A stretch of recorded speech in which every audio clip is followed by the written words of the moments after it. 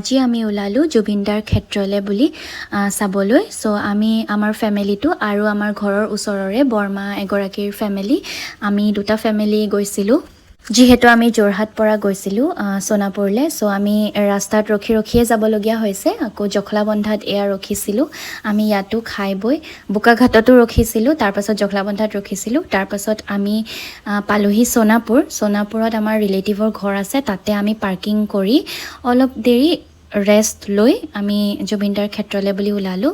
তেওঁৰ ওচৰত পাই আৰু ইমানেই ভিৰ, ছানডে আছিলে, বহুত ভিৰ, মানে বাছৰ লাইনকৈ বাছ ৰখোৱা আছে, বহুত দূৰ দূৰণিৰ পৰা মানুহ আহিছে।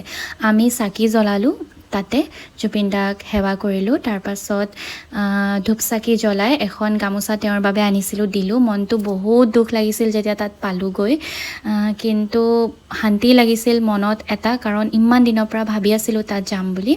চ' সেয়া আজি পূৰণ হ'ল। জুবিনদাৰ আত্মাই যাতে চিৰদিন শান্তি লাভ কৰক আৰু আমাক ন্যায় লাগে অতি সোনকালে, যাতে জাষ্টিছ পাওক, সেয়ে ভাবি আমি তাৰ পৰা ৰিটাৰ্ণ হ'লোঁ। তাৰপিছত আমি ৰিলেটিভৰ ঘৰতে, তেওঁলোকৰ ধাবা আছিল, তাতে আমি ধুনীয়াকৈ ভাত খালোঁ। ইয়াতে অলপ ৰখি পিনি আমি ৰিটাৰ্ণ হ'লোঁ, যিহেতু ঘৰো সোনকালে পাবগৈ লাগে, একেদিনাই ৰিটাৰ্ণ হৈছিলোঁ। আজিলৈ আহিছোঁ, বাই।